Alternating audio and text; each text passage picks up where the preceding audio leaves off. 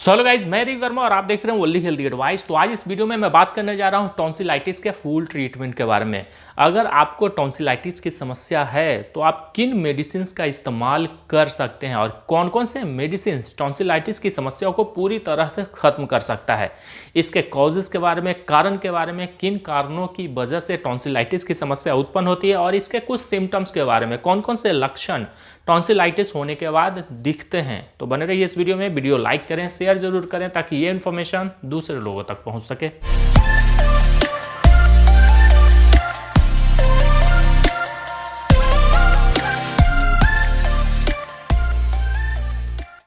तो पहले जानते हैं इसके कारण के बारे में। आखिर टॉन्सिलाइटिस किन कारणों की वजह से उत्पन्न होता है। टॉन्सिलाइटिस होने के मात्र दो कारण हैं। टॉन्सिलाइटिस वायरस से भी उत्पन्न हो सकता है और बैक्टीरिया के कारण भी उत्पन्न हो सकते हैं।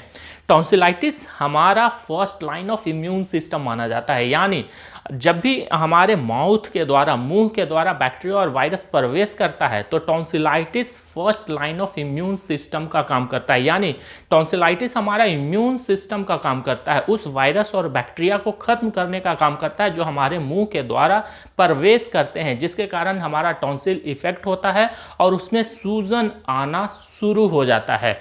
तो टॉन्सिलाइटिस होने का मुख्य कारण बैक्टीरिया भी हो सकता है और वायरस के कारण भी हमारा टॉन्सिल सूजता है, उसमें सूजन उत्पन्न होते हैं। तो अब जानते हैं टॉन्सिलाइटिस के कुछ सिम्टम्स के बारे में। आखिर कौन कौन से लक्षण टॉन्सिलाइटिस में दिखते हैं, किन लक्षणों को देखकर आप बच्चों में यह पता लगा सकते हैं कि बच्चे टॉन्सिलाइटिस की समस्या से प्रभावित हो चुके हैं। क्योंकि टॉन्सिलाइटिस की समस्या ज्यादातर बच्चों में ही देखी गई है, क्योंकि बच्चों के जो इम्यून सिस्टम होते हैं वो काफी वीक होते हैं, काफी ज्यादा कमजोर होते हैं और टॉन्सिल हमारा first line of immune system कहलाता है।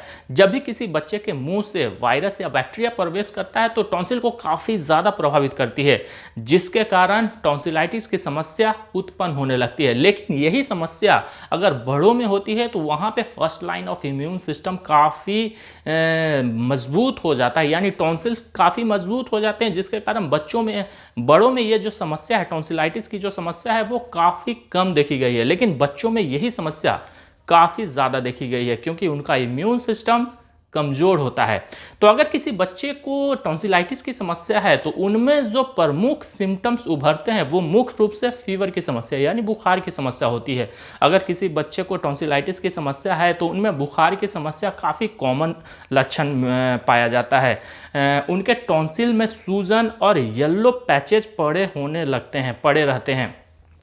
अगर टॉन्सिलाइटिस काफ़ी सीवियर हो जाती है तो उनमें येलो पैचेज होते हैं। अगर टॉन्सिलाइटिस शुरुआती अवस्था में तो वो टॉन्सिलाइटिस में सूजन की अवस्था होने लगती है। अगर बच्चे को भूख लगी है तब भी वो खाना नहीं खा पाते हैं।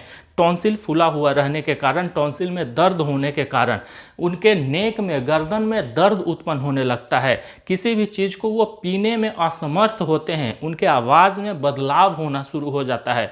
तो ये कुछ लक्षण है बच्चों में जिसे देखकर आप ये काफ़ी आसानी पूर्वक कह सकते हैं कि बच्चे को टॉन्सिलाइटिस की समस्या है।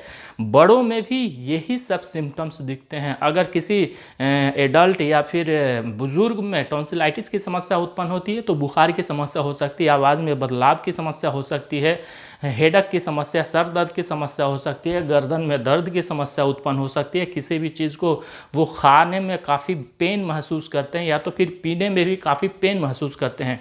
तो सिम्टम्स लगभग दोनों में, बच्चों में और बुजुर्गों में, दोनों में लगभग सेम पाए जाते हैं।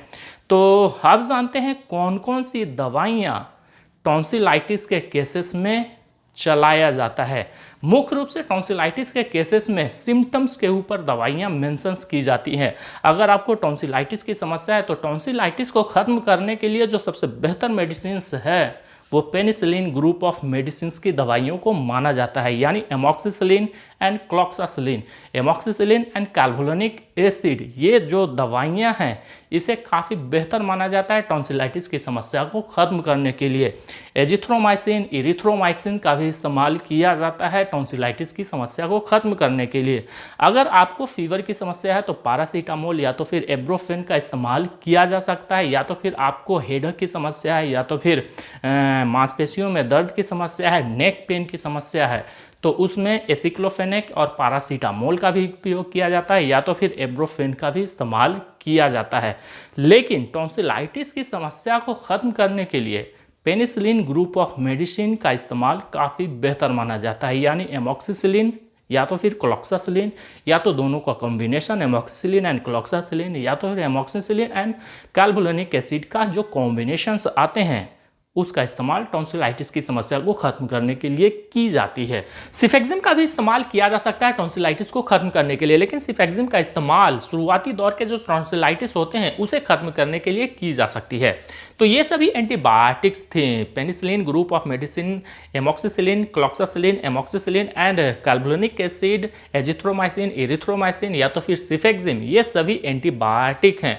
उसके साथ में अगर आपको फीवर की समस्या या तो फिर बच्चों को फीवर की समस्या है तो एसिक्लोफेनेक या तो फिर पैरासीटामोल या तो फिर एब्रोफेन का भी इस्तेमाल किया जा सकता है। उसके साथ साथ लिवोसिट्रिजिन का भी इस्तेमाल किया जा सकता है और बी कॉम्प्लेक्स के सिरप या विटामिन का भी इस्तेमाल किया जा सकता है। तो ये कुछ ऐसी मेडिसिन हैं जो टॉन्सिलाइटिस की समस्या को पूरी तरह से खत्म कर सकती है। तो अगर आपको किसी भी तरह की टॉन्सिलाइटिस की समस्या है या तो फिर सीवियर है या तो फिर एक्यूट है, तो वो दोनों केसेस में भी इन दवाओं का इस्तेमाल किया जा सकता है। तो वीडियो लाइक करें, शेयर जरूर करें ताकि ये इन्फॉर्मेशन दूसरे लोगों तक पहुंच सके।